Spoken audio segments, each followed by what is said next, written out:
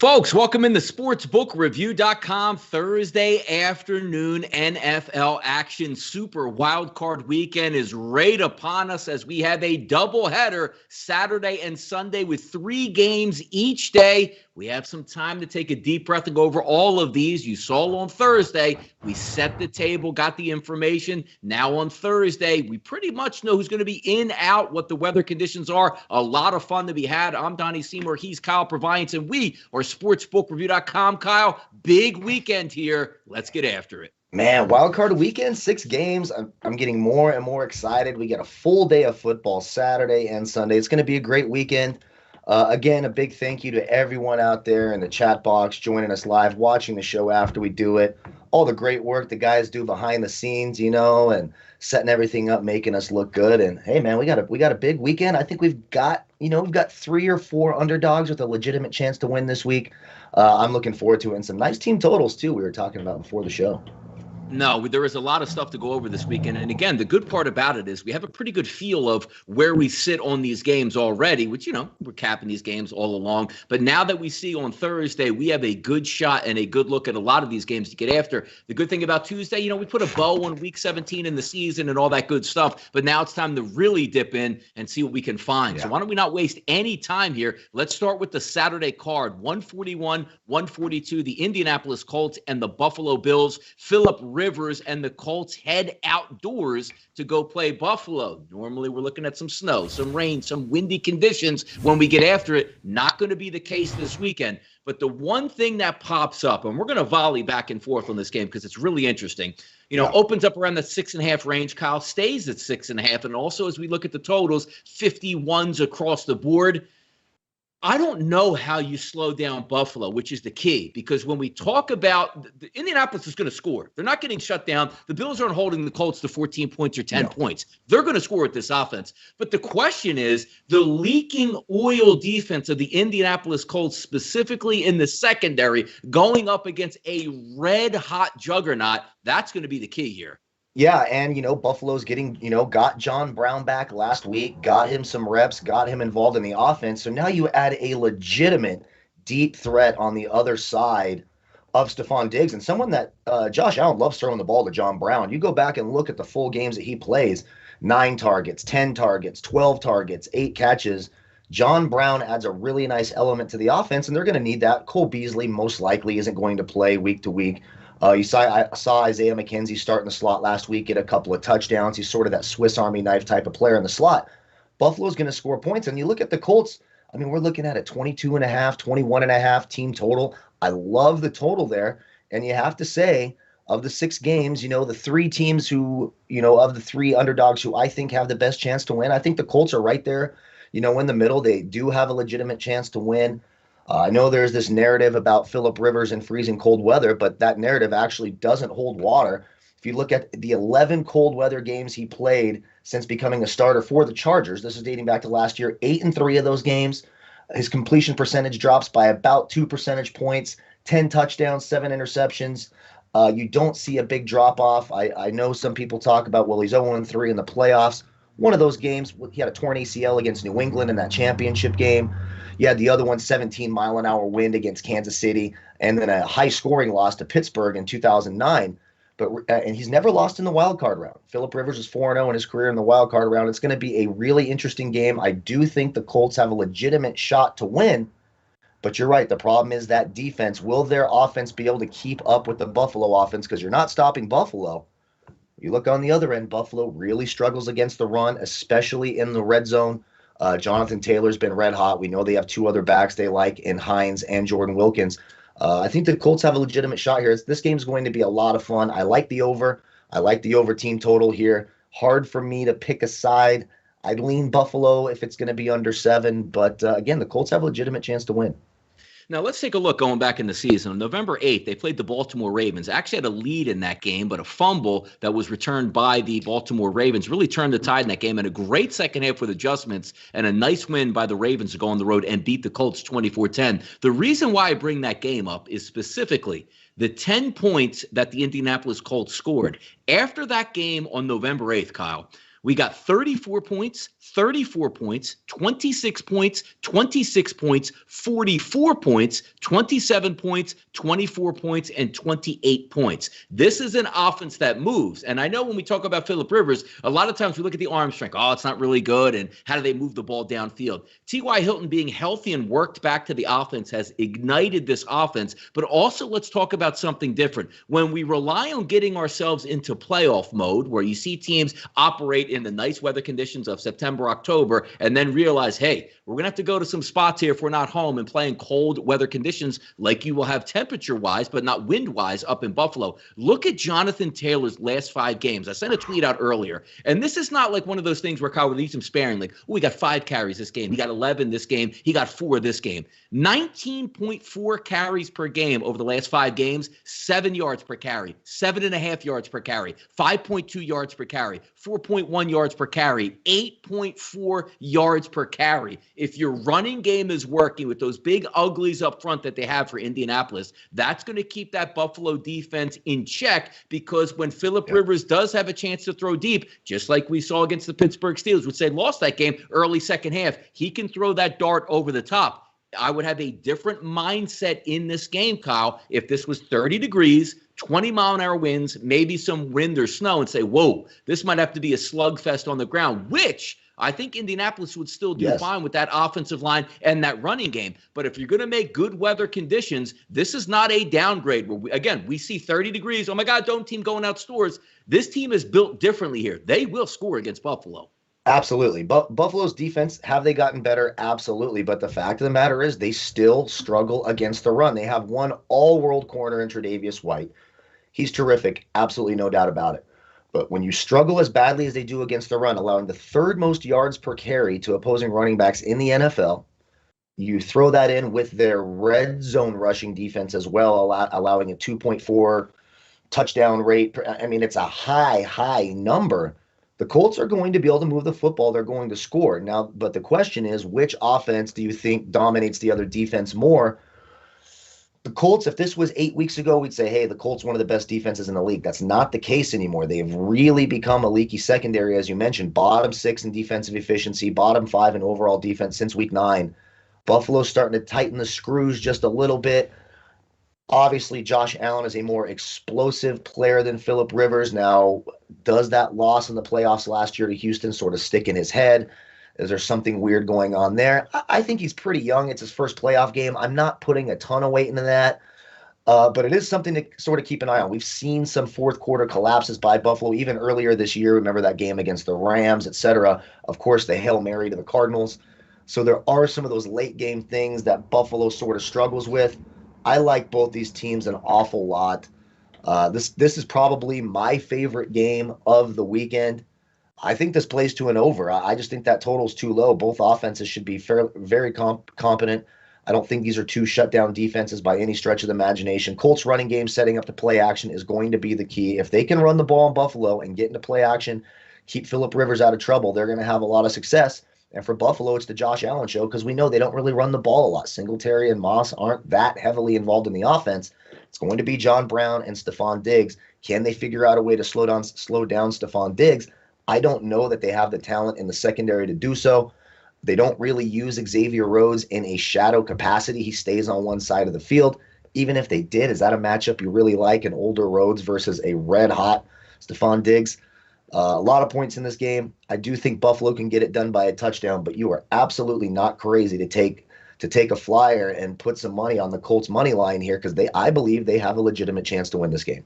Yeah, see, and that's what it's funny, because if you read listen to my monologue here as I go on and pontificate about the Colts and how much I like them, this is like the second game, because we'll talk about a little bit later the Washington football team. Outside of the Tampa Bay Buccaneers, who I think are a shoo-in to win their football game, I can't see the Bills losing this game. Now, you guys know me. I'm more of a team total guy, a total guy that I look at, and I know the Indianapolis Colts will be able to score, but I can't see in this game. Look, I love Frank Reich. I love the offensive line. The defensive line is legitimate, but I have to take a step back sometimes and look at that Buffalo Bills offense, and it's detonating people. It is just amazing as it comes down the stretch. And then we take a look at the Colts defense here, Kyle. Look at even the last 5 weeks.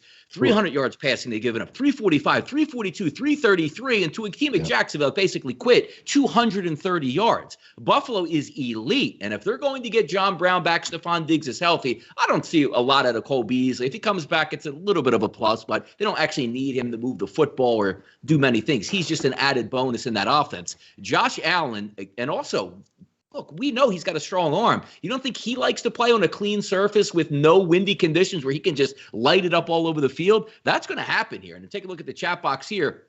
O+ says, weather's not an issue. It's very cold. We get that. Bills D last 350 yards a game. I like the Colts' chances. Look, they're a very good organization. Would it surprise me if they won? It actually would. And I think when I look at that 6.5 number here, Kyle, it's almost baiting you, isn't it? Because most people are looking at this going, that's too many points.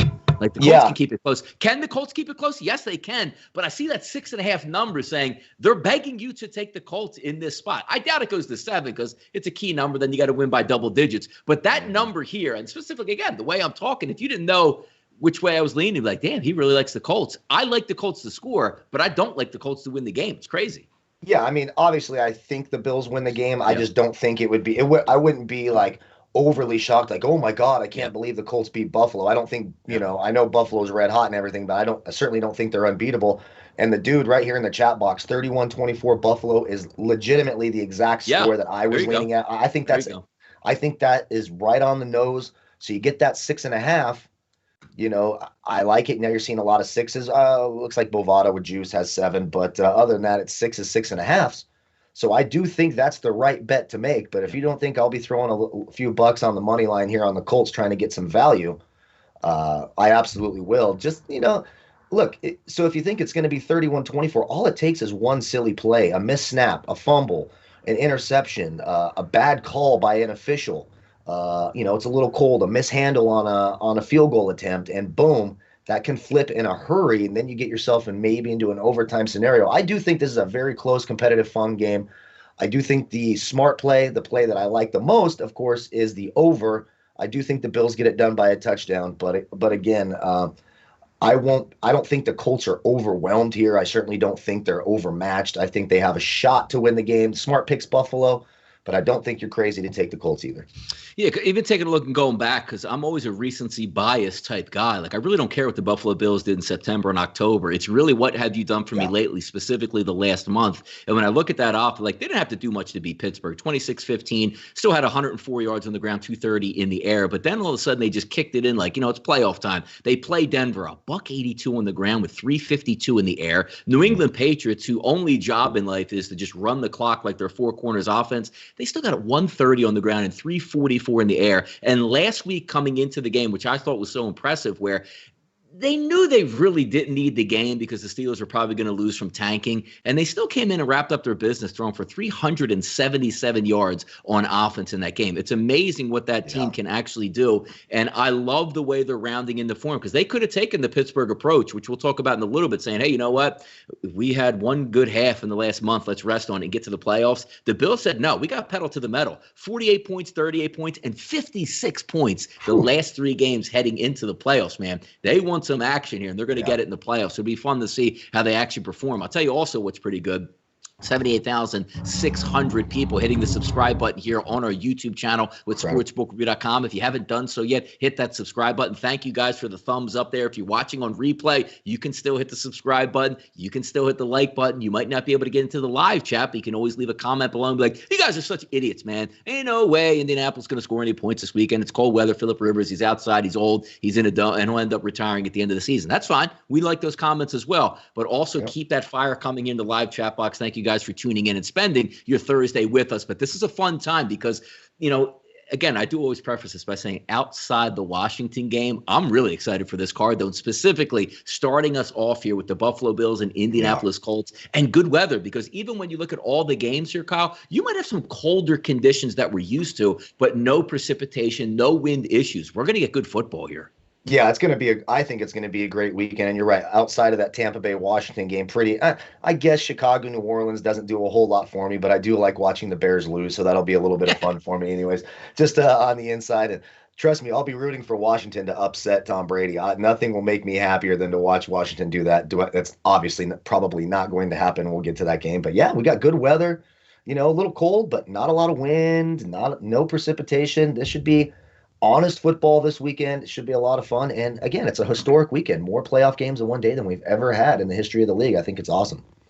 You know what the good thing about this, too, is when we take a look at it, because here's always where the rubber meets the road. We know Frank Reich, coming from Philadelphia, really started that analytical process of let's be heavily aggressive. If the percentage points tilt in our favor to go for it on fourth down or, not kick the field goal, go for 2-point conversions, they will do that. But I always have this, inclination, and it usually comes true. When you get into the playoffs, it's almost like analytics go out the window and that gut feel comes back into it. Regular season, right? 4th and 3 from the 50, 3 games, second quarter. Analytics say go for that, but do you go for it or do you punt the team back inside their 5-yard line? Because specifically why I'm asking this is 51 points doesn't seem like a lot, but the 51 points to me, Kyle, sitting there because it's a reminder going, hey, Donnie, this is a playoff game. Every inch means everything. Maybe if you play it more conservative, you can flip the field and say, hey, we might get this first down at midfield. Doesn't guarantee we score here, but if we don't get it, they get the ball at the 50. Tight game, punt it down to the 10-yard line. Let's play some defense. Does that enter into it when we look at totals here for the playoffs? Oh, I think it has to, right? And nerves and everything else. Another thing I love about this game is Frank Reich going into Buffalo. I mean, it's one of my favorite memories as a kid watching Frank Reich bring Buffalo back. Man. Sure. Yeah, from that 38-3 halftime deficit against Houston, or 35-3 against Houston, and coming back. That was led by Frank Reich, Jim Kelly leaving with injury. So there's a whole bunch of cool narratives here. I think this game's a lot of fun, but you're absolutely right. Like, nerves have to play into it. Like, teams are probably going to be a little bit more conservative, especially, a team like Buffalo doesn't have a ton of playoff experience. Phillip Rivers desperately wants that first ring. It would be, he would probably be devastated to lose in this wild card round. This is probably the best supporting cast he's had in a long time. And unfortunately for him, he runs into the hottest team in the league. Don't you think that they would love to be playing a team like Cleveland this week? The Colts would be a lot happier with that. But this game's going to be a lot of fun narratives. But you are right. It has to give you some pause just because of the nerves. But once these teams get going, that 51 number seems too low to me. I'll be hitting the over in this game. And if I ask you, because let's do this for each one of these games, not a surprise player, but a dominant player in this football game. Like, when we're done here at about 4 o'clock on Saturday, you're going to look back and say, they won because of this guy. And to be honest with you, for Indianapolis, the Colts, it's not Phillip Rivers, it's not T.Y. Hilton, it's not head coach Frank Reich. It is that running game. So I'm going to go, if we take a look at it, not specifically for a player, because we can all say, each one of these backs can get off. And I love Nyheim Hines as well. But the offensive line for Indianapolis, I think they could be road graders and control this game. Which, like, I want to say, linemen, linebackers, what section or player are you going to look at the end of this football game that says, hey, not just Jonathan Taylor, but the actual thing is going to work out? Who do you got on this one? If the Colts win, it will be DeForest Buckner wreaking havoc up the middle of that defense, taking Josh Allen, making him roll out a little more, making him uncomfortable, making some plays, putting Buffalo in the 3rd and long scenarios, taking those running game backs out of the game and allowing them to drop back and sort of spy on those 3rd and longs. DeForest Buckner, AFC Defensive Player of the Month for the month of December. He has to have a big game. Get Josh Allen uncomfortable. That's the best chance for the Colts to win on the defensive side of the ball. All right, let's keep it moving here. Fun stuff here. I love it. I love talking about this. And to me, I love Wildcard Weekend. It's great that it's Super Wildcard Weekend with the extra game each day. But there is no better week for me than divisional round football, which is going to take place next week. So we got a lot of ways to go here at sportsbookreview.com. If you miss anything, click that link below, sbrpicks.com/NFL for all your playoff needs. Let's talk 143, 144, the second game on Saturday, 4:40 Eastern. And that's between the Rams and the Seattle Seahawks. Usually, Kyle, this will be a 10-bell game that we're like, oh my goodness, let's get through this game. But when we look at it on its face here, I loved what Seattle did on offense for the first half of the season. hated what Seattle did on defense first half of the season. Now it's sort of flipping over. Russ doesn't seem so dynamic. The wide receivers aren't wide open every play. He's under a heavy pass rush. And then the Seattle defense starts to come on and play really good football. Now we go to the Rams, always known as Sean McVay's team, one of the best play callers in the NFL, 3 legitimate wide receivers, a couple running backs. And if you could just get a decent game out of Jared Goff, they can move the football. The defense seems to be there with the Rams, but what are we actually getting out of the offense? John Wolford, who did a serviceable job, did his thing as a rookie. I never really care what you actually do on the field as long as you're winning games. He was able to do that with a lot of help from the defense, but it's all about getting that W. This game comes down to me because it's hard. I really do want to take the Rams starting off with this game. I honestly do. But when I get back to it, I know better. And we use the same philosophy as we go. Sometimes when you look at starting pitchers in Major League Baseball, I have Jacob deGrom or I have this tomato can on the opposite side. I don't really care who's batting. Just give me the better pitcher. It feels like that for me because even if the Rams do start Jared Goff, 3 screws in his throwing thumb, not 80-degree weather. We're looking in the low 40s in Seattle. We'll see if the weather changes at all. But it's not so much can he throw the football and what he looks like in practice. He's got to take hits on it, Kyle. He's going to get dropped. He's going to get sacked. He's going to land on that thumb. And under pressure, does he trust that thumb? I'm not willing to risk money saying maybe I get Wolford. Maybe I get a guy with a broken thumb on his throwing finger. I don't want to deal with that. I'm taking Seattle in this, leaning that way.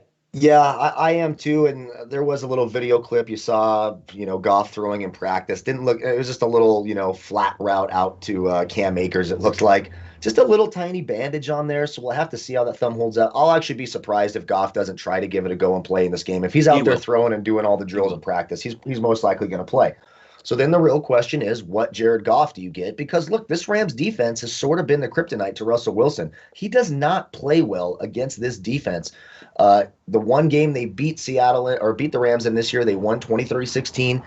That was one of the few instances this year where he didn't turn the football over. He's turned the ball over more than he ever has in his career.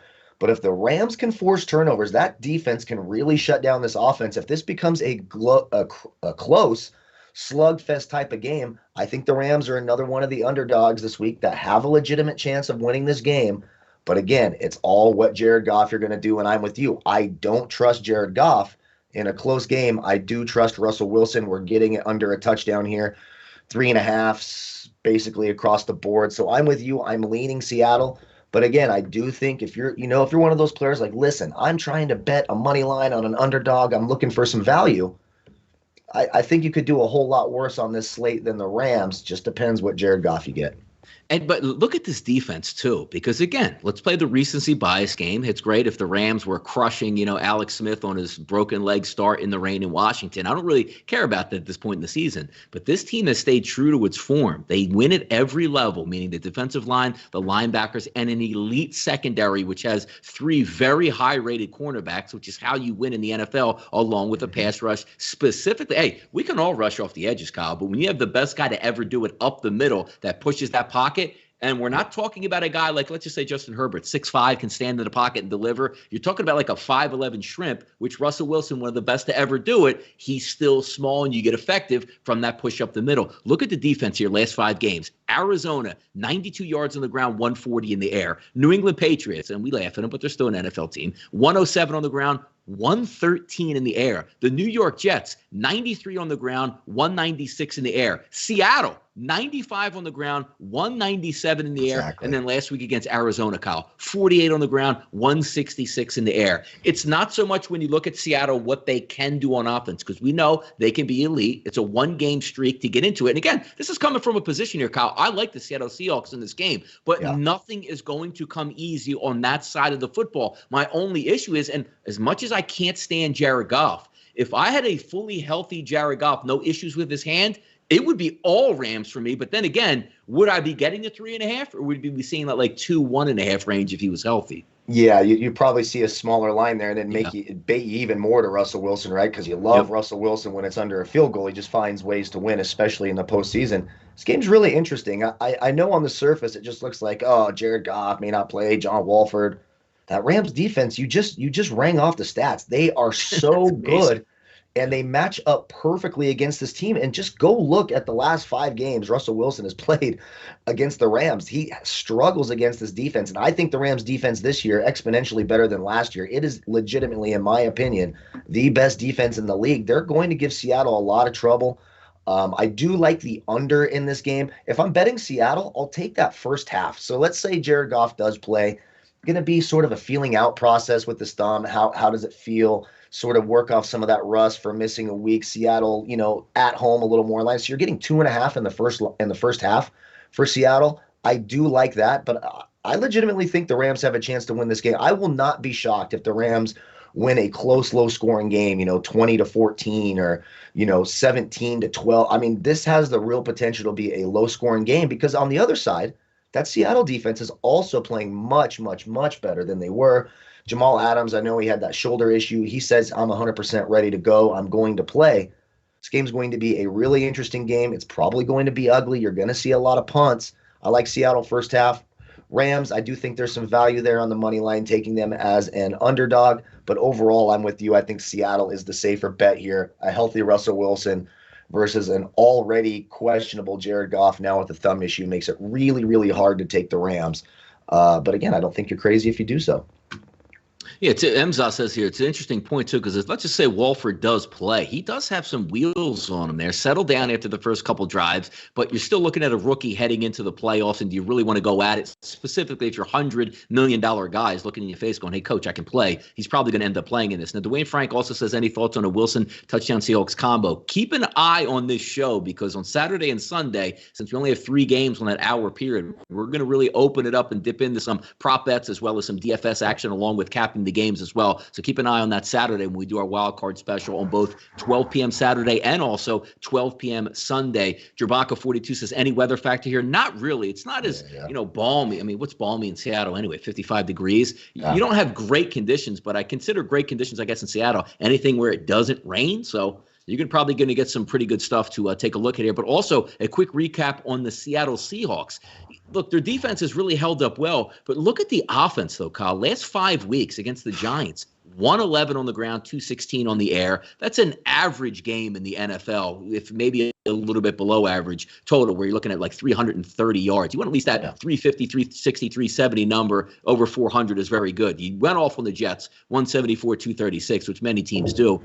The Washington game ran it well, 181 to 121, meaning running to passing, but you only beat them 20-15. The Rams game, you won 20-9. That's great, but your offense had 95 yards on the ground, 197 in the air, and then the San Francisco 49ers game, you squeaked by 3 points, 121 on the ground, 159 in the air. We were all excited here, Kyle, beginning of the year. They're letting Russ cook. He's dominating, 350 in the air. Oh, my goodness.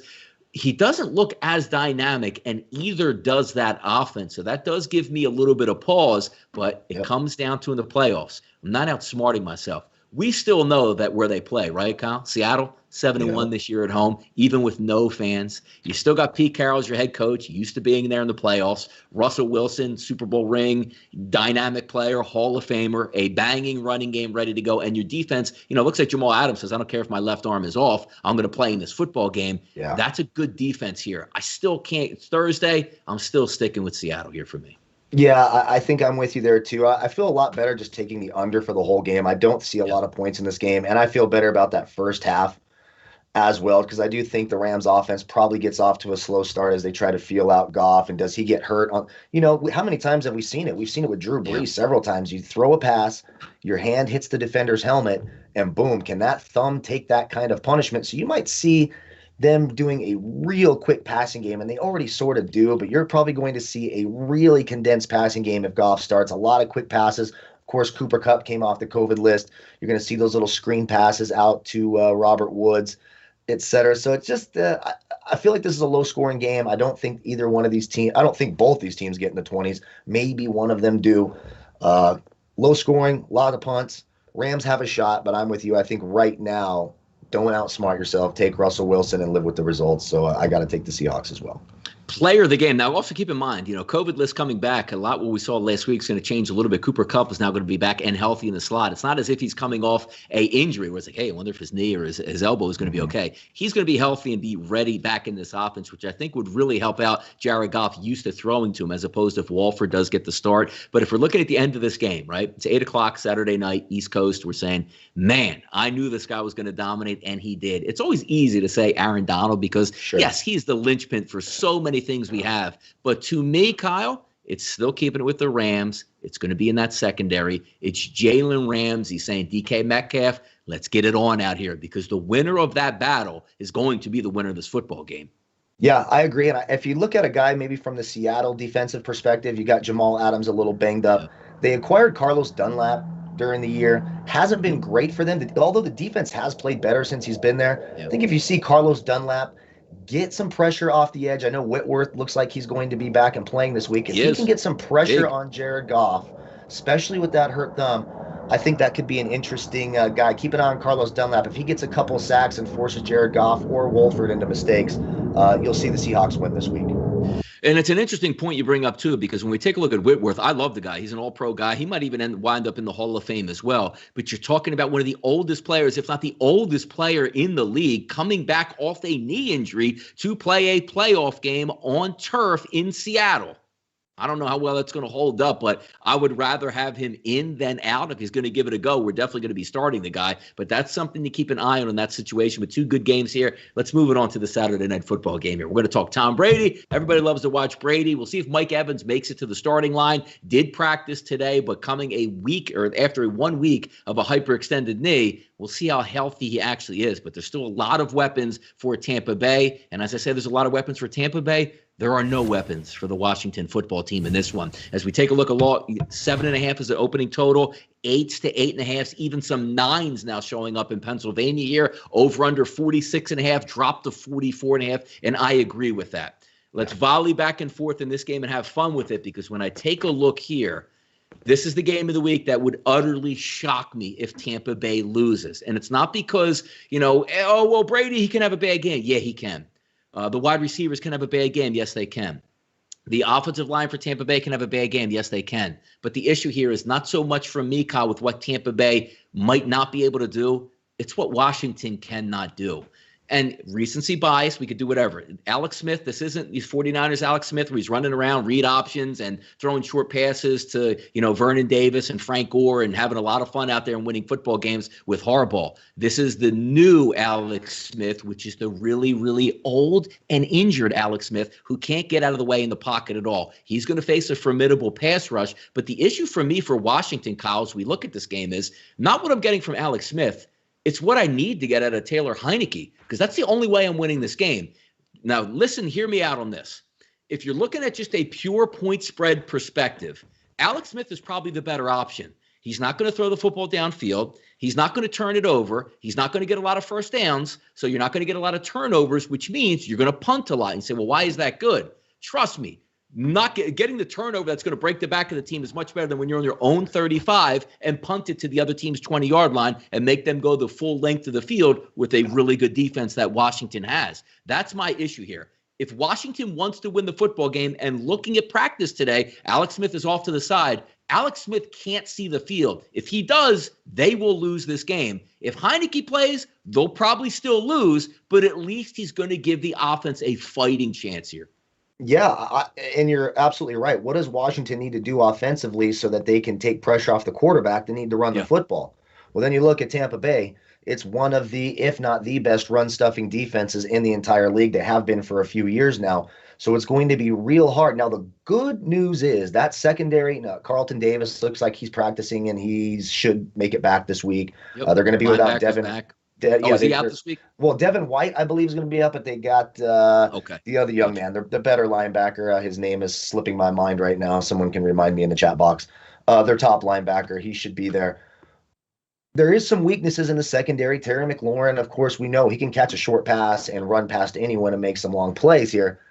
But, man, it's going to be tough sledding, and now you're doing this, merry-go-round sort of action during the week going into the playoffs at quarterback. Look, I don't think there's a lot of points in this game. This is another one where I like the under in this game. I think the number's too high. When you look at Tampa Bay, when you look at their 5 losses this year, all of them against playoff teams, all of them against teams with good defenses. They only had one really impressive win this year, and that was against Green Bay at home in Tampa Bay. The Washington defense is set up to give Tom Brady problems. I don't think Tom Brady and this offense are going to go out and put up 35 points on this Washington defense. That's just not going to happen. This is a very good Washington defense. So if Washington can keep Tampa Bay, between 20 and 24 points, which I certainly think they can. I mean, we've seen plenty of good defenses keep this Patriots team right around 20 points, and they're built up front the perfect way. Every time you see Tom Brady lose a game he shouldn't lose, the 9-7 Giants, 16-0 Patriots, the front four gets a pass rush. They get Tom Brady off his spot. Then after the game, there's a report, oh, Tom Brady had a hurt foot or a hurt ankle. There's always some nonsense excuse. Washington is built to do that. I'm not sure the offense can respond the other way. I think this is a closer, low-scoring game. I don't think Tampa Bay covers this spread, but I certainly expect them to win. My favorite bet on this game is the under. Obviously I'm a little nervous betting on Washington in any scenario, so I'll take the under for the game. But if I had to pick a cover here, if I had to pick a side, I'm taking Washington to cover. I just don't think Tampa Bay can put up enough points on this defense. It'll be one of those interesting things to watch because also styles dictate fights here. If you're Tampa Bay coming into it, Kyle, your MO is going to be like, let's get out to a 7-0, 10-0 lead and then laugh at Washington and we'll play ball control. We know they can't come back. Let's just do enough to get out of town because I don't think if Tampa Bay is up, let's just say 17-7 early in the second quarter, they're going to put their pedal to the metal and say, we got to get to 30 points to beat this team. We know if Tampa Bay can reach that 20 mark, they're going to beat the Washington football team. There's no question in my mind. So when I try to theoretically see how Washington can win, I don't think they can hold Tampa Bay to under 20 points because I'm not sure Washington can score 20 points. But again, we always like to talk about the theoretical looks at these games. We're not picking the game to say because Tampa Bay is going to win and move on. We're picking it against an 8-point line, which means the same thing that we're going back and forth with. 6-point game in the fourth quarter. We throwing it or saying, look, they're not going to drive 90 yards on us with Taylor Heineke or Alex Smith with Civil War leg and beat us, by 1 point. Yeah. That's the way you have to look at this. And again, I stress by saying your best chance to win is Heineke. Your best chance to cover is Alex Smith because he doesn't do anything back there. Right, exactly. So, again, this is going to be probably a gruesome game to watch. This is not going to be a ton of fun. You probably won't see a ton of big plays. The Mike Evans injury is even worse for it now. I know they said he practiced. How healthy will Mike Evans be? I mean, that just doesn't seem too likely. Washington is a good defense. That front four, if they come to play and they put pressure on Tom Brady, I think you're right. Does Washington get to 20? No, but I think Tampa Bay does. I think 20-24 is just about right for what Tampa Bay gets in this game. Then you look on the other end, will Washington maybe get to 17? That's sort of where I see it at 20-14, maybe 23-17 type of game here. Maybe a late score when Tampa Bay sort of, takes their pedal off the metal and realize they've got this game won and try not to risk injury. Should be a win for Tampa Bay, but it's going to be a slugfest. It's going to be a defensive game. I expect Tampa Bay to win, but again, I'm taking the points with Washington. I just think that line is too big, and I think the defense can give Tampa Bay enough problems as the other defenses have throughout the year. When you just look at their losses, the way Washington plays defense, that is exactly the defense that gives this offense problems. I think they do it again this week, so I'll take Washington to cover, but you're right, Tampa Bay should be moving on. Fascinating stuff. And you're right, 46.5 down to 44.5. And we, my always slogan is you really get lucky if you get an under here. We'll see what the tempo turns out to be. And we could be shocked. And, Tampa Bay's moving the football. And then all of a sudden Washington is, moving up and down the field. But when you look at, yes, Mike Evans would be a big loss. If he's out there and plays decoy, that certainly can help him out because they still have a plethora of other weapons they can get to. When you look at Washington, like your pathway to victory is like, we got a great defense. Can we get offense? Alex Smith is hurt. Terry McLaurin still has a high ankle sprain he's fighting through. Antonio Gibson has turf toe, which a high ankle sprain and turf toe for elite athletes is like a death nail to them, and they're still trying to scrape by and get after it. I think it runs out of time this weekend. And you know what else would have helped Washington as well? 65,000, 70,000 at FedEx Field cheering and trying to interrupt, Tom Brady's offense. So looking at this game, the game is over. It's 11:15 Eastern time. You say, man, this guy really played well, and that's why they won. If I look at it at both sides, because, the battle that I look at Seattle where I said, hey, Jalen Ramsey versus DK Metcalf, the winner is going to come out ahead on that one. This is two defensive ends here. One is JPP. The other one is Chase Young. If one or two of those guys have big nights here, because Tom Brady is an older quarterback, he can feel that pressure. This kid is elite coming off the edge. He can really disrupt that offense. And the same thing goes for JPP on the opposite side, because if we have, and I always like this term, Civil War leg Alex Smith, who can't get out of the way, JPP might kill him. Yeah, you're absolutely right. Sorry, the Jets were flying overhead, so I had it muted here. JPP has not practiced yet this week, so it is something to keep an eye on, yet to practice. But you're absolutely right. If Washington finds a way to win this game, it will be because those defensive ends for Washington have made life a living hell for Tom Brady. On the flip side of that, I think a sneaky – and another guy on the Washington offense, watch out for Logan Thomas. They're going to need a lot of Logan Thomas. He seems to be the favorite target for all of them. That's what they're going to have to rely on third downs. They're going to have to keep it in third and medium. Logan Thomas is going to have to ball out and have a huge game from the tight end spot. So as you start to talk about it, you see how ridiculous it is. That it's so great. I love it. I mean, it's so true, and it's so sad. You know, J.D. McKissick and Logan Thomas have to lead the way. Boy, oh boy, oh boy. But on the other side, Antonio Brown could be really interesting. They've targeted him a lot this year. When you face these sort of tough, physical, grindy defenses, it's nice to have a guy with a lot of quickness who can get open and make plays after the catch. Antonio Brown will be interesting to watch this week. If Antonio Brown gets into the end zone, Tampa Bay wins this game easily. And this is how crazy we are again. This is why gamblers are so crazy, which we are. You take a look at this game and say, I got Tom Brady, a good offensive line, two good running backs, Fournette and Jones. I got to play. Like, if Mike Evans doesn't play, we still have Chris Godwin, which is an all-pro caliber guy. You have, Scotty Miller can get downfield, Antonio Brown, Rob Gronkowski. And then you look at the other side, and it's like, who needs to have a big game? Logan Thomas. You're like, man, we're really you get the peanut butter, you're making it for your kid, and you're scraping the bottom. Like, I have nothing left to try to make this sandwich or get it complete. That's what we're trying to do to get after Washington. But again, if it was so easy, why would the line only be 8 or 7.5 at this point? Wouldn't it be 19.5 or 20 like we see in college football routinely? They're still professional players. You have a really good pass rush on one side, which is an older quarterback. You can push him off the mark. But it's great the way we're capping and breaking these down, going, you know what? If Logan Thomas has a good game, you're like, what did I just say that? I'm going to try to bet my money. But it is the way it is on that stuff. Yeah. But that's the Saturday card. Really interesting stuff. Now you get the Sunday where they hang the bangers on us here. And we're going to have so much fun talking about it. 147, 148, Lamar Jackson. 2 straight playoff duds, favorite at home. One is a wild card. One is the number 1 overall record in the NFL where you get bounced. Didn't look good in either one of those. I believe his combined passer rating, it's only 2 games, like a 68 at that point. They are rolling into the playoffs. They are red hot. But you know who else is red hot on offense? The Tennessee Titans. 147, 148, 105 kickoff on Sunday. A 3.5 to 3-point line, depending on where you're shopping at. An over-under sitting at 54.5, because when you look at these teams, both offenses elite heading down the stretch and can do a lot. 2 different looks, because when you look at the offense for Baltimore, be out physical you, run the football with J.K. Dobbins, Lamar Jackson on 3rd and 6. If he runs, it's an automatic first down, and still able to hit those big plays over the top. Tennessee, when you look at that offense, does it all. Unbelievable superstar running back, 2 dominant wide receivers, big-time tight end, and an athletic quarterback that can get out of the pocket. Now, as we start to cap this game, shouldn't it come down to defense? Because when I look, if both offenses are elite and Baltimore is a favorite on the road, if Baltimore's defense is healthy, they are so much better than Tennessee's defensive effort. Yeah, every team in the history of the playoffs since 2006 is better defensively than Tennessee outside of the 2013 Chargers. This Tennessee defense is embarrassingly bad. I mean, God, awful, bad. But, and we talked about this when these teams played earlier in the year, we took Tennessee as the underdog and they won that game outright. Calais Campbell's still banged up. He's sort of practicing. He's going to give it a go, I'm sure, but he's not fully healthy and he's not going to be his dominant self. Derrick Henry should be able to run on this team. Now, when you take the Tennessee defense, they can't cover anybody. They have one of the worst pass rushes in the history of playoff teams. I think it's the 2nd fewest sacks ever for a playoff team since the 1970 merger. But that sort of plays in to Lamar Jackson, because teams don't have success saying, hey, we're going to blitz Lamar Jackson and force him to scramble. That's exactly what he wants to do.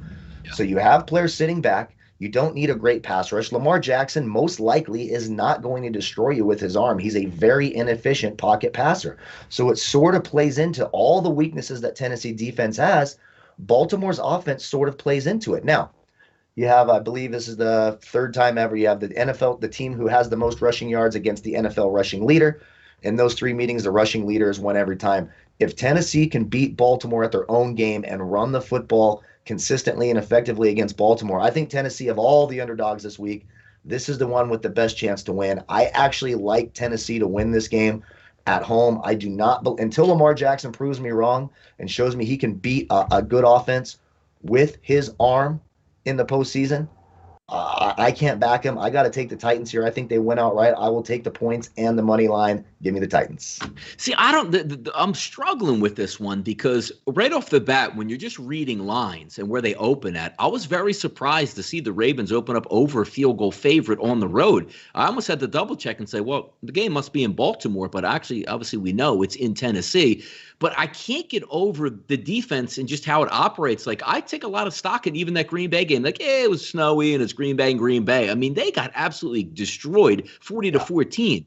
Last week against a dead-on-arrival Houston team, they were down late in that ball game and needed a field goal at the gun to beat Houston, which everybody moves up and down the field on them at will, 41-38. Yeah, they beat Detroit, basically giving up, and they beat Jacksonville. They did lose to Cleveland. Every one of these games is a higher scoring one, which is interesting to see because if we're just trying to cap this game on who has the better defense, I think we know it's Baltimore.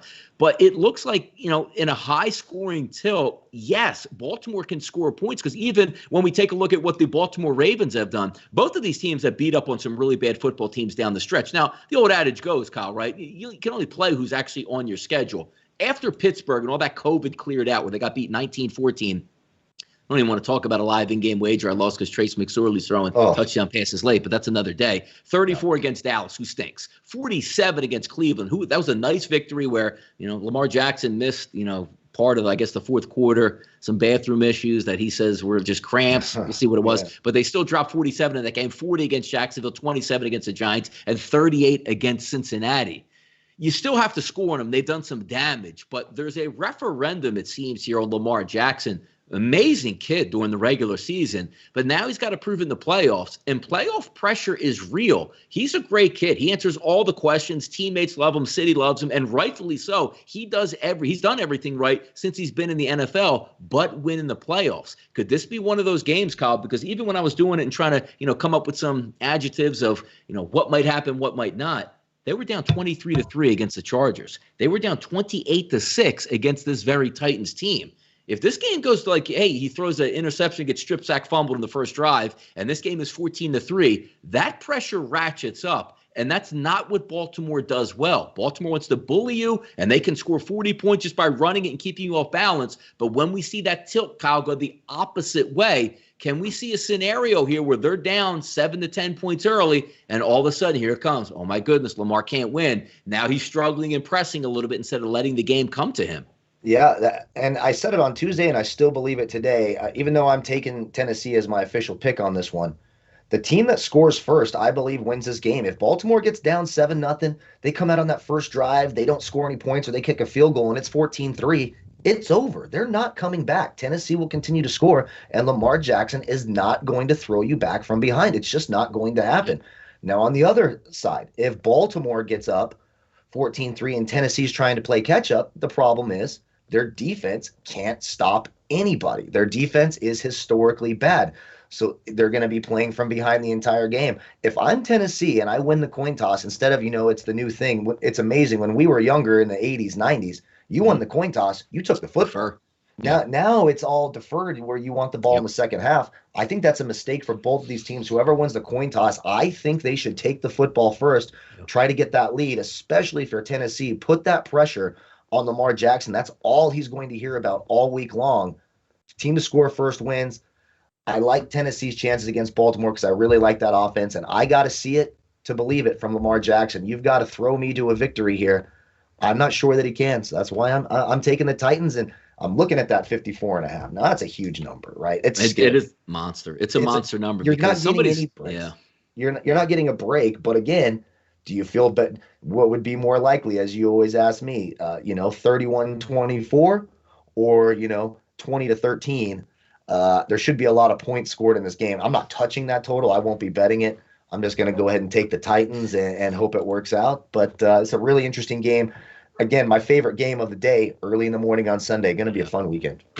Yeah, because we're looking at the last couple of games here that when you take a look at Tennessee, and the way you obviously a balanced offense always works best against any football team, but you can really get after Tennessee in that secondary if you have time and weapons, because you take a look, Cleveland dropped 340 on them in the air, Jacksonville 263, Detroit 307, Green Bay only had 214 in the snow because they ran for 234 yards, but then even last week Houston still ran for about close to 100 yards, but dropped 361 on them. You can extend plays, which Lamar Jackson can do. It'll be interesting to see, because if you can get 225 yards passing out of Lamar Jackson, that probably means they're running the football well. I think that's one of those lines that when you look at the end of the day, it's like, hey, they need more than 170 to win this game. They're going to need about 225, 250 at least out of Lamar Jackson in the air, which is what we struggle with how that gameplay goes. So let's play the same game that we've been doing here. At the end of the day, or at the end of the game, who's going to be that guy that's going to be that driving force that said, you know what, we won the football game because of this person? And to me, it's not Lamar Jackson. If I get a really good performance out of Ryan Tannehill in this game, that's going to spell real doom for that Baltimore defense, because I think they're getting all their corners back. They will be as fully intact as they possibly are for the year 2020, 2021, and that's going to be a big boost. But if Arthur Smith is dialing up plays and Tannehill is athletic, rolling out right, rolling out left, and dropping some dimes to those big wide receivers, that's going to put a lot of pressure on Lamar Jackson. So my player who needs to have that big game, and if he does, they'll win, it's Ryan Tannehill, quarterback.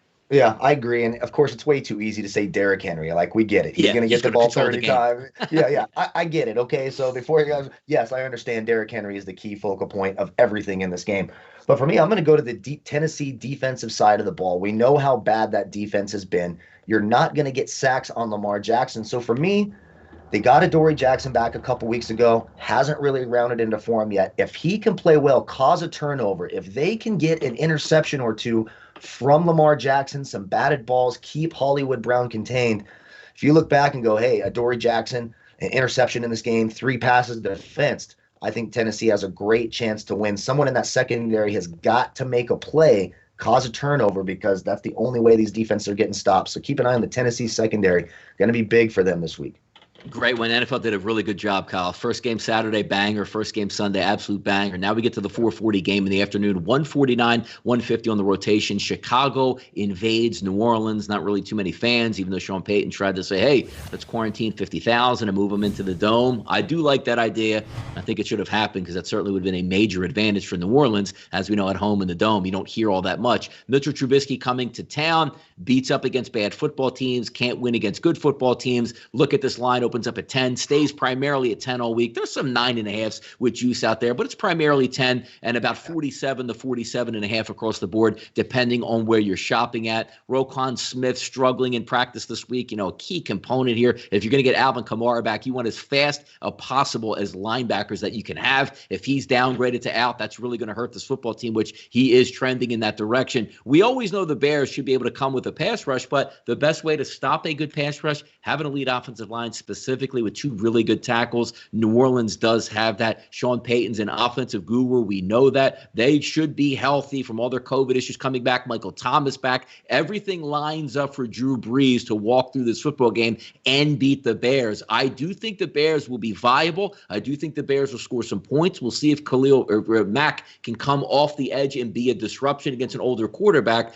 But it just comes down to what I see a lot in I'll even start it here. My player of the game who has to play extremely well for his team to have any chances, David Montgomery, the running back. He's going to need 25 touches. He's going to need 5 yards per carry. He's going to need to be an animal out of the backfield. And Mitchell Trubisky is going to have to be able to play pitch and catch versus that really good New Orleans defense. Do I think the Bears can win this football game? I honestly don't. I don't see them going down there and shocking New Orleans in this game. I do think they will hang around that number because, again, in the playoffs here, you're not coming off a bye. You got to win 3 football games now if you're New Orleans. It's going to be hard to do. I do think they win this game starting this out, but I don't think it's going to be as easy as most people feel, but would be very surprised if the Bears in the 2 minutes ago in the fourth quarter, Colin, it's a 3-point game. I would be. Yeah, me too. And look, am I going to bet New Orleans at that number? No, I'm not taking double-digit favorites in the playoffs. That's just not something Stuff. I'm overly interested in doing. The Roquan Smith injury, you're absolutely right. It's a huge blow if he's unable to play or is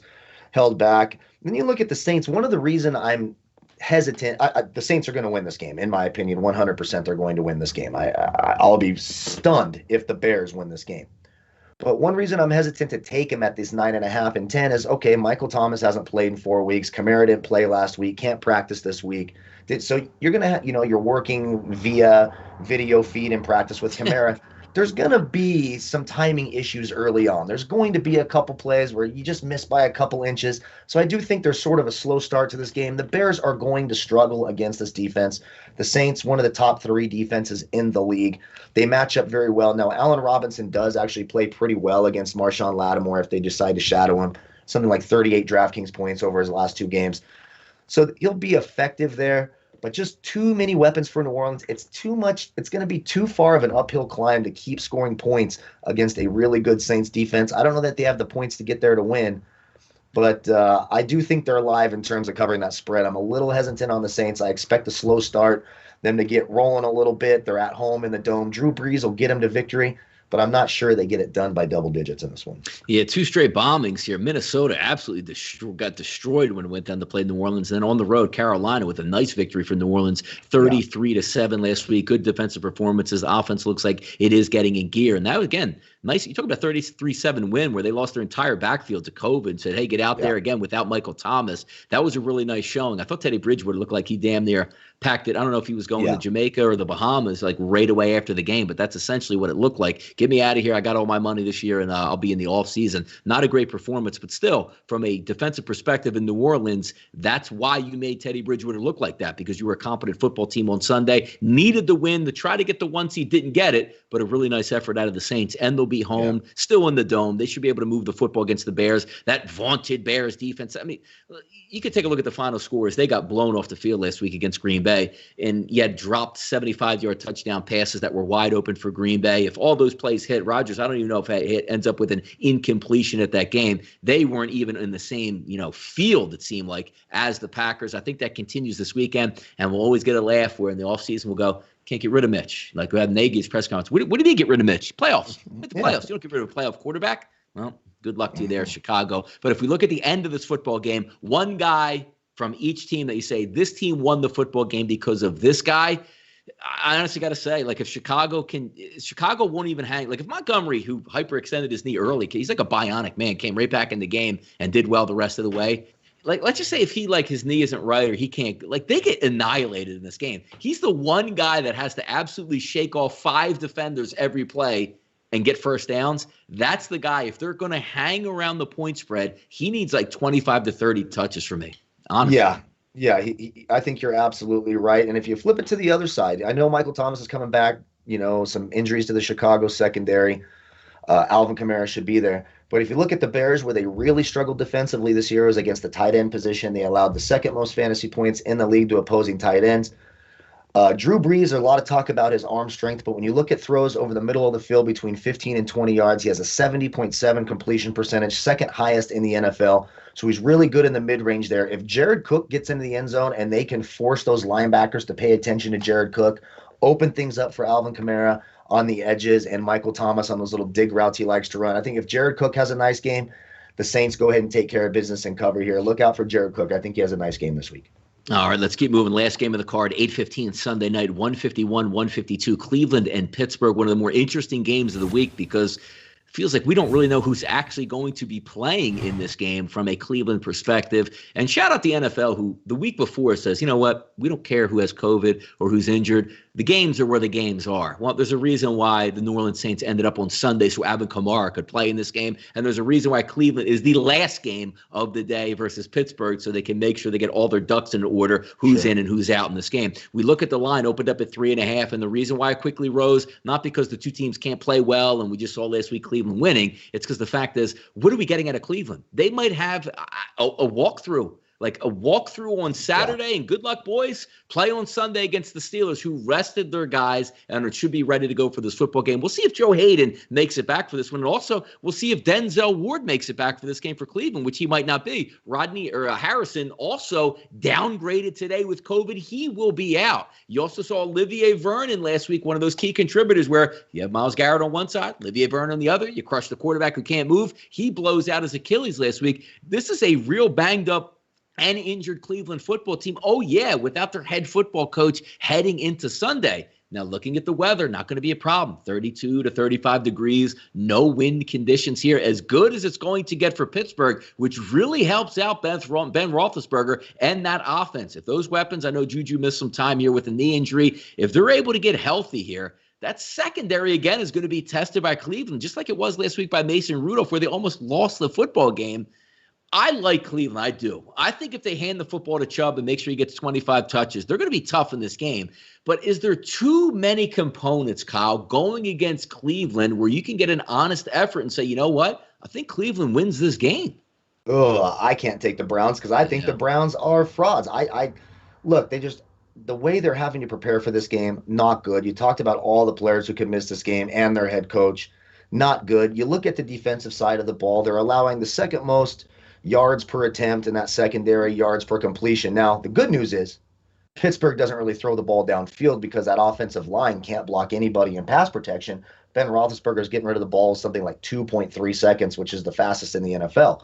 But Pittsburgh has the weapons on the outside. Claypool, we saw Smith-Schuster pop up on the injury report today. I'll be pretty surprised if he doesn't play. We'll see how effective he is.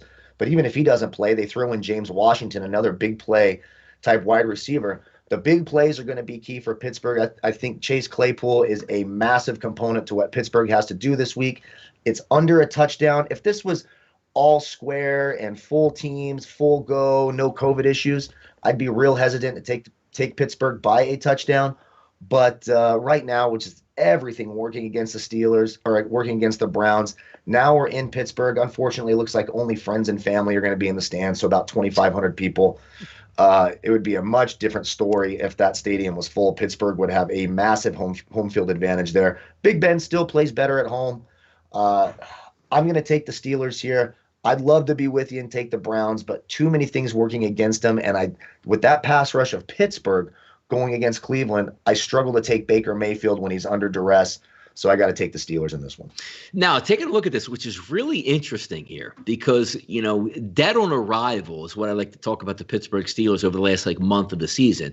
Didn't show up against Washington. They had 305 yards passing against Washington, but when you watch the game, the flow was just completely off. Buffalo 177, and I was joking because I did lose a team total that day on the Pittsburgh Steelers. Ben looks like he absolutely checked out on the season and could care less about this game. Then he doubles down at Cincinnati, looks even worse. So they have 158 in the air. They rebound against the Colts, which, again, the Colts seems like everybody rebounds against that secondary. They didn't show up until the third quarter in that game.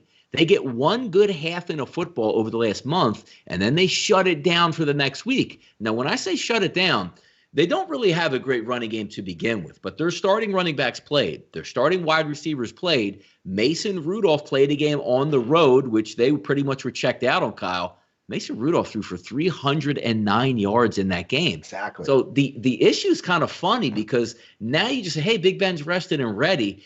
Can he just turn it on if they're playing 2 good quarters out of his final 12 quarters and say, hey, we're healthy, rested, ready, I'm back on point here? Or was it a mistake to say, hey, Ben, we're going to sit you in Cleveland instead of riding that wave and knocking Cleveland out and going into the playoffs? He's a veteran guy. He should be able to handle it. And maybe there's a lot more issues that we don't know about his knee and why he needed rest. But always that domino that falls is that balance of let's rest guys but still stay hot. When we saw the Buffalo Bills do it, they said, we ain't rested. We're going to bust the hell out of this Miami team. And the only reason why they rested is because they were up 30 points in the second half. Not so for Pittsburgh now, who Mike Tomlin will have to answer that question at the end of the game like, you rested some starters. You weren't sharp today. Cleveland came in and beat you. Is that an issue that you might have a problem with here, Kyle?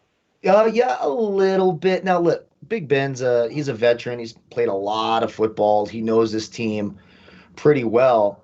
And really, if anything, I kind of feel like it's a confidence boost for the Steelers. You sit down a ton of key guys, and you made Cleveland sweat for this, and it was a must-win. Cleveland doing everything they possibly could. I do agree, this game could be a blowout for the Steelers. I know that's crazy to say, but the pressure gets to Baker. When you look at the first meeting this year, now I know it was way back in October, but Watt and Dupree, and which of course there'll be no Dupree, got after Baker Mayfield. They ended up benching him in this game. They beat him 38-7. Cleveland was 4-1 coming into that game as well. Baker Mayfield, 10 completions, a couple of interceptions. Now, of course, they still had Odell Beckham in that game. If you remember, they didn't have Nick Chubb. If that pass rush of Pittsburgh gets after Baker Mayfield, it's going to be a long day. And now you don't have your head coach there who you have a nice rapport with. Just seems like an uphill climb. I do share your concerns about benching the guys. I would have liked to see them try to get that offense on track, because you're right, they've only had one good half of football over the last 5 weeks, but they have so many weapons, so many players on the outside that can beat up on that injured and pretty leaky secondary for Cleveland. Too many boxes checked for Pittsburgh, not enough for Cleveland for me. So I am going to take the Steelers. And I did see in the chat box someone said history doesn't bode well for quarterbacks making their first playoff appearance. It's not Josh Allen's first playoff appearance. I know he made the playoffs last year and was actually up 16-0, fell apart. So this will be Josh Allen's second playoff game. Of course, it will be Baker's first. Yeah, the interesting part, because I'm worried about Baker Mayfield, which they've done very well when they were healthy, outside of that, Cleveland game where they played the Jets, where they didn't have any wide receivers and struggled a little bit. He's really turned it up a notch, and that's a credit to Stefanski, which, again, will not be there. But this isn't just like losing one or two guys, you have a good practice week. They're not even practicing. It's a road game. So, I mean, that's a major issue of just continuity, which a lot of pros say, hey, we don't really like to practice, but you still got to be around the football team, around the guys on the practice field, going through walkthroughs. Hey, watch this play. You could do it all on Zoom, I understand, but nothing beats practice and seeing it executed in practice. That looks good. Let's try this again. Let's do this over, and let's actually get some individual workouts in, which isn't going to take place. The Pittsburgh Steelers sitting at a team total of around that 27.5 range. Yeah. If Cleveland pushes them, they should be able to get there, because I think you're right on this. If you line up and say, all right, Big Ben's a pro, we know what he's done in the past, they have the advantage here. You still have a decent offensive line for Pittsburgh and now a damaged defense for Cleveland. So if Myles Garrett doesn't run around and say, I'm the best player in the NFL, 3.5 sacks, the linebackers are okay. The secondary is really banged up and damaged, specifically if you don't get Denzel Ward back in this game. Those wide receivers should be able to do damage. And also, when we talk about older quarterbacks not really throwing the ball downfield, Ben actually did it in the second half versus Indianapolis, and it worked well. And that was a game with not a lot of wind. Cold conditions again, but not a lot of wind. Maybe they sit back and look, because even last week against Cleveland with Mason Rudolph, Kyle, where did they have success? Not throwing 5 yards over the middle. He was stepping back saying, one-on-one, go get you some out here, wide receivers, and they were making plays. If they do that, that bodes well for an over in this game. But until we see, which is a great part about us having a Sunday show, who's in, who's out at that time, because you'll get the tweet from Adam Schefter, Kyle, that goes, all systems go today, then you can sort of take that relaxed pill, because you're still having a breakout of COVID. The last thing you want to do is say, I like Cleveland in this game, and by Saturday you're going, I don't have any running backs for Cleveland here. What am I going to do now? Yeah, exactly. Dearness Johnson, all my hopes are on Dearness Johnson. That won't go well. So you're right. Everything, it's just playing against Cleveland here. And look, I know it sucks for Browns fans, and I've given the Browns a hard time all year long. I just think that pass rush for Pittsburgh, if TJ Watt has 2 sacks in this game and Baker Mayfield is running for his life trying to make plays, it's going to be a long, long day for that Cleveland offense. I got to take the Steelers in this one. And again, I'm going to wait to bet on this until Sunday. I want to see what's happening, and it might even be a live bet. So, I'll take the Steelers right now. Too many things working against them. Gotcha. And let's have some fun here, because you know what the interesting part of our season that's been every Thursday? We've had Kelsey come on here, talk Pick Six contest. You know what works in our favor here? Because I love play on words here. The Pick Six contest is over, and thankfully for myself, which seemed to go 500 each and every week, picking a side or a total, we enter into the playoffs, Kyle, and I'm going to ask you one question, Kyle. How many games are there this weekend?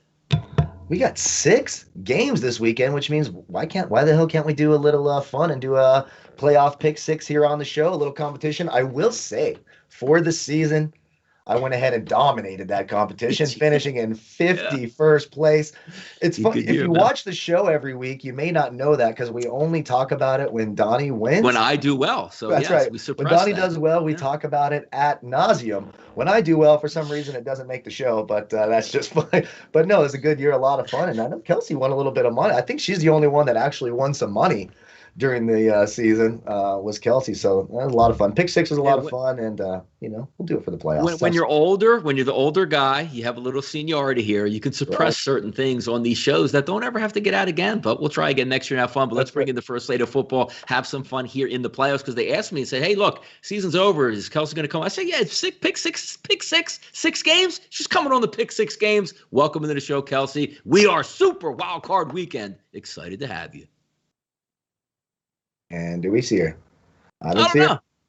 She's joining. Opening. She's gonna be here soon. She's racing to get here. She was busy. She was busy beating up on Zane Gonzalez with a table leg or something like that. So we got scrambling to get her picks. Oh man, she is ready to go. We're in. We are in and live. Oh, microphone. You gotta love. Hey, live shows are the best for this reason. Right. And I'm interested to see what she does here, because I'm going to be doing a 6-pick parlay this week as well. I'm going to have some fun with it. Probably all sorts of different ones, just because it's the playoffs. We don't have that much time, so yeah. We'll let her yell in the background when she's ready to go. Can you hear me? There we go. So we're in now. Look at that. Oh wait, can you hear me? Yeah, this is the internet. Yes. You can hear me. Yes. Okay. Can you hear us? Be good. Great. Okay. All right. There we go. So now we're in on it. We got actually 2 days of football here, Kelsey, on Saturday and Sunday. We do have 6 games. We're anticipating some expert knowledge here picking games, and we'll start right off with a guy who looks a lot like, I don't have as many kids as the guy, and quite frankly, I think he might be older than me, but Phillip Rivers taking the field versus the young buck Josh Allen, a line of around 6.5. What are we looking in this game here? Oh, I like the Bills here. I wish I was a Bills fan. They are having a heck of a year, and it would be so cool if COVID wasn't a thing for these fans to be at that game. And the Colts defense, I don't trust the defense here. They've been going downhill since, I guess, week 11. But so Buffalo -6, that's what I have them at, and Bills keep it rolling. It's going to be interesting. I would love to see Buffalo, because I think we are all excited here. Possibility, and depending on what fan base you are, but if you're an outside objective observer like me, who is an Eagles fan, if Buffalo and Kansas City meet up, and that's for the right to go to the Super Bowl, Kyle, that's something that we can all win by seeing. Yeah, and hey, there's going to be like 6,700 fans at this game, something like that they're allowing. That's going Big to high be school the game. Yeah, it's going to be the loudest 6,700 people you've ever heard, because these fans are going to be hammered. I mean, just absolutely out the door, kicking your balls off drunk in that stadium. They're going to be loud. This is going to be I'm going to have a lot of fun watching the limited fans in Buffalo, and I think we're with you. We agree. Although I do think the Colts have a chance, but you're right. The pick's Buffalo. Yep, pick is Buffalo here as we take a look at it. And sometimes in Buffalo, they break tables. Some people break beds, but that's another story. 143, 144. The Rams and the Seahawks here. Are we going to get the young guy, as Kyle says, Walliford, or are we going to get Jared Goff in this game? But is it just simple as this, Kelsey? Look at Russ. He's out there. Spread's like 3. We're taking him, right? Or no? I'm not. I am not. Let me down this season. I'm sorry. I know my picks last week were bad, so maybe these ones are just awful. But I really stand by these ones. Aaron Donald knows how to, what's the word? I guess, spin things up. I don't know. Pressure. I like it. Spin it up. I like it. Go ahead. Spin it up on Russell. And I like the Rams. I like the young guy personally. I mean, they bumped the Cardinals out of the playoffs, so let's go Rams. Now, see, here's where Kyle steps in and says, wait a second, you like him personally, so we'll try to avoid that comment there, Kyle. Do you agree with this pick here? I do, but again, this one probably would make me the most nervous of them all, because that Rams defense does know how to defend Russell Wilson. So if you get anywhere near a competent performance out of Jared Goff, the Rams have a legitimate shot. But again, we're not overthinking it.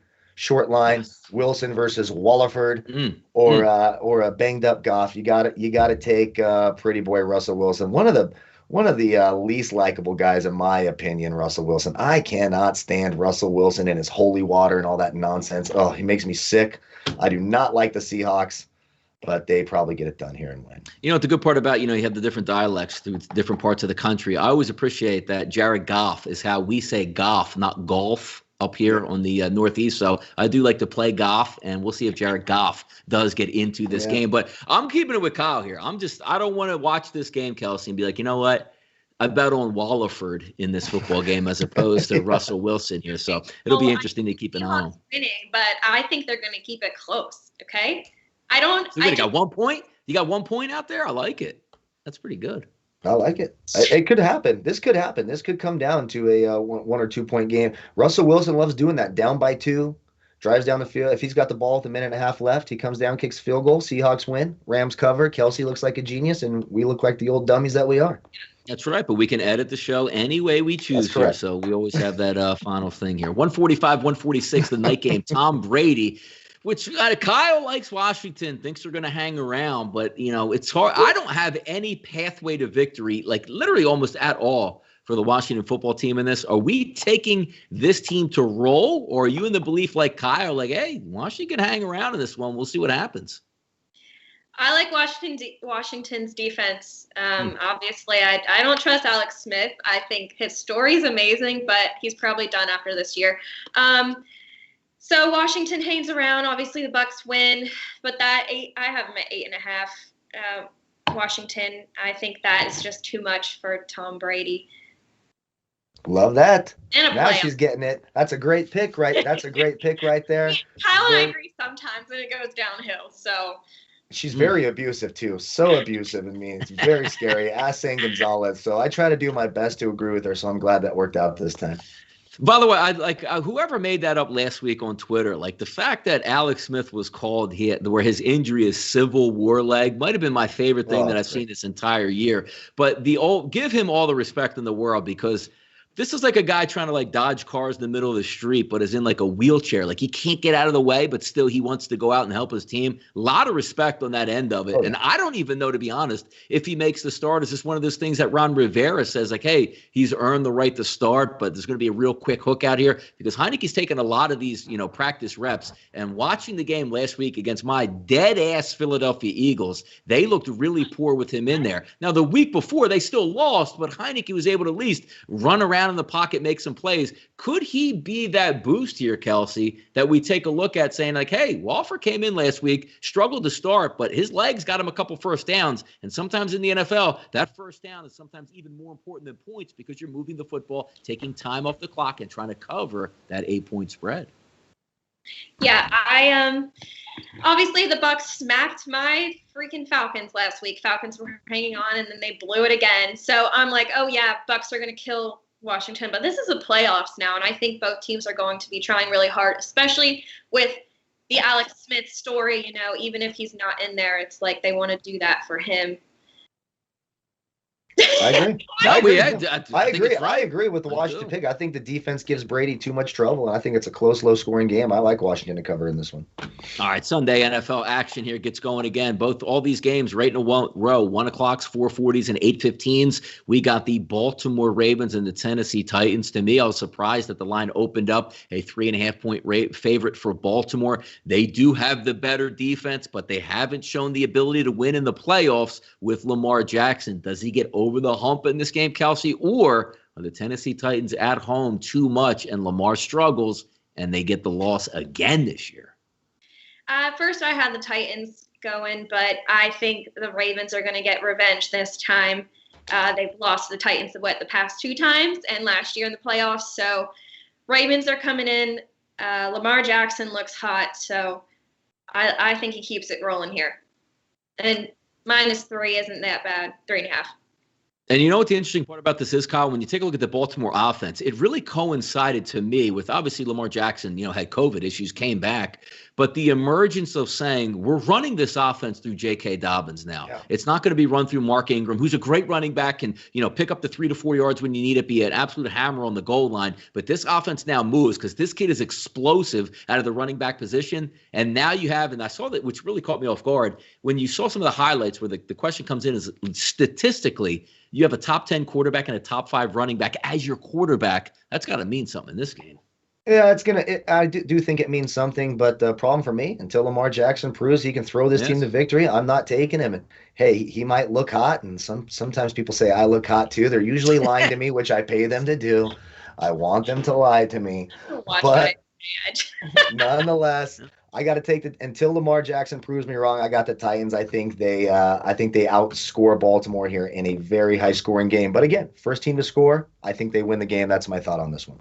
Yep. And by the way, Kyle does sit on a booster seat while we do this show, so he appears a little bit taller than he actually is. So keep that in mind. 149, 150, Chicago and New Orleans. Mitchell Trubisky going on the road. We rip him all year long, but it's not about in this game him winning. It's can he just be competent where they can stay within 10 points enough to get this cover. Tough task to ask because you saw a team last week where Chicago theoretically before the game needed to win against a big division rival who was a better football team. They didn't even show up in that game, it felt like. Do you think Mitch can go down to the Dome and play it close? Or is this Drew Brees saying, come on, man, you kidding me with this out here? I don't like that plus 10. I hate these 10-point spreads. I haven't been going with them at all this season. I'm going with the Bears covering. Trubisky is going to have to use his arm in this one, but I think in the end they're not going to win, but I think they're going to cover that 10-point spread. Kyle, Grandma Bear at the end of the year, does she sit up in the box and say, it's time for Mitchie to go? Or is it just like, he looks so much, you're going to like my great-grandkid, I can't let him go, we're going to sign him back. What happens after this game? Like, let's just say Mitch actually plays well. And I'm not talking about 400 yards, 275, 2 touchdowns, 1 pick, they lose by 10. Are they throwing a parade for Trubisky and saying, here's your $150 million contract? Probably. They probably are. I mean, it's a dumbass franchise, so they'll probably do it. And another thing to keep an eye on in this game, especially if the Bears are going to cover, Mitch Trubisky does have some upside with his legs. And I do think if you look at some 3rd and 3s, 3rd and 4s, if he can muster a couple of first down with his legs on 3rd down, I think that gives the Bears a great chance of keeping this game close. We'll call him Handsome Mitch, my pretty boy Mitch. They should cover, but I mean, the Saints are going to win this game. And it's another one where I'm staying the hell away from it, just like Kelsey. 10-point spreads in the playoffs, no thank you.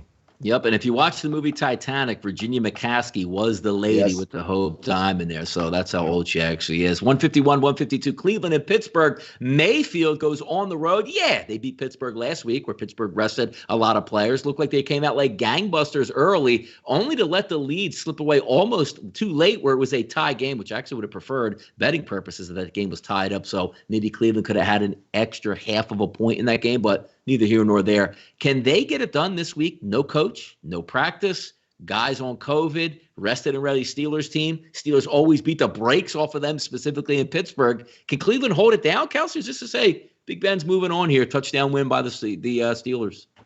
It just seems like a mess over there with Cleveland. I was rooting for them at first, but now it's just like COVID, schmovid, Cleveland's out. I'm sorry. I like Steelers taking this one by a touchdown. I don't want to say easily because you never know what Pittsburgh's going to bring in, but I think it should be easier for them this time. Yeah, it sets up well. I mean, you talk about revenge from a loss last week, and one team's healthy, the other team is not. So, I mean, it sets up well, but then we look at it. It's a 5.5-point line, 6-point line. It does seem cheap in that respect. But you got to go with the home team in this one, right? If you bet the Cleveland squad right here, Kyle, let's just say today, it's Thursday, we're anticipating nobody else gets COVID. It's still a hard draw to take Cleveland just because the fact is they're worrying about so much off the field as opposed to just worrying about what they have to do on the field. Exactly. And then you've got Baker Mayfield, who you can't trust against any pass rush. They're total frauds anyways. Now their head coach isn't there. Cleveland, the more I think about it, they're going to get smacked. And yes, I sometimes use phone books and no, my feet don't touch the floor. It just depends what's handy. I used a beer box one time, but then I got too fat and I broke a bottle while I'm sitting. You don't want to do that. There's all sorts of injuries that happen there that you just don't recover from quickly. So, you know, if you're like me, be careful. Just use those soft phone books or use a pillow or something.